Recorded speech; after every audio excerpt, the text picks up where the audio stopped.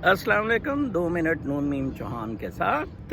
آج کا میرا وی لاگ جون سا ہے وہ حدیبیہ پر ہوگا. کل میں نے فاروق عرفان کا تذکرہ کیا تھا ٹیکنیکل گراؤنڈ پہ ریجیکشن کا. دراصل اس سے میرا مطلب 2015 کی وہ پٹیشن تھی جو اقبال جعفری صاحب نے کی تھی منی لانڈرنگ کی سب کے خلاف، عمران خان، آصف زرداری اور نواز شریف فیملی وغیرہ، اور جو انہوں نے فاروق عرفان نے سننے سے انکار کیا.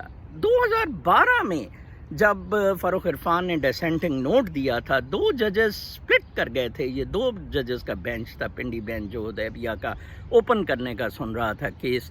اس میں فاروق اپنی قیمت لگوا رہا تھا. فاروق نے کہا جی کہ یہ نیب اوپن کر سکتا ہے. Metre Umar Ata Bandial chief justice تھے، ان کے پاس کیا. انہوں نے پہلے شیخ نجم الحسن کو ریفری جج کے طور پہ لگایا، لیکن پھر وویلا ہوا کیونکہ وہ بھی شریف کا پیٹی بھائی تھا. تو پھر ایک اور جج شمیم، ویسے تو وہ بہت ہی زیادہ پیٹی بھائی تھا، ابھی حال ہی میں چیف جسٹس سے ریٹائر ہوئے ہیں، ان کو ISI نے ایلیویٹ کرنے سے روکا. تو یہ حدیبیہ کا جو کیس ہے یہ بہت سمپل ہے. دراصل اس میں $14 ملین کی منی لانڈرنگ ہوئی ہے، بڑی کلیئر کٹ.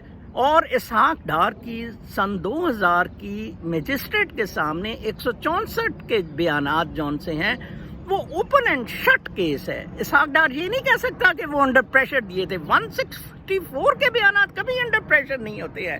جناب صاحب، آپ کو کہا جاتا ہے یہ کیسے لوگ ہیں؟ یہ وہی اسحاق ڈار ہے جو وزیر اعظم کے جہاز میں پھر لندن بھاگ گیا. تو جناب صاحب، اور یہ نواز شریف فیملی کا یہ وتیرہ رہا ہے اس طرح کی منی لانڈرنگ. میں کوآپریٹیوز میں چیئرمین لیکویڈیشن بورڈ رہا ہوں، نیب سے بھی میں پروسیکیوٹر رہا ہوں فار کوآپریٹیوز.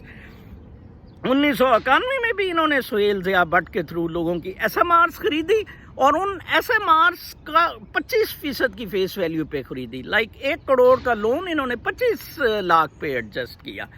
یہ بہت بڑا مافیا ہے. میں آپ کو کہتا ہوں یہ 1 لاکھ لوگ ہیں جن کو بخیرہ عرب میں پھینکتا ہے. خدا را کچھ کیجئے گا، اٹھ جائیے ورنہ آپ سب مر جائیں گے. اللہ نگہبان.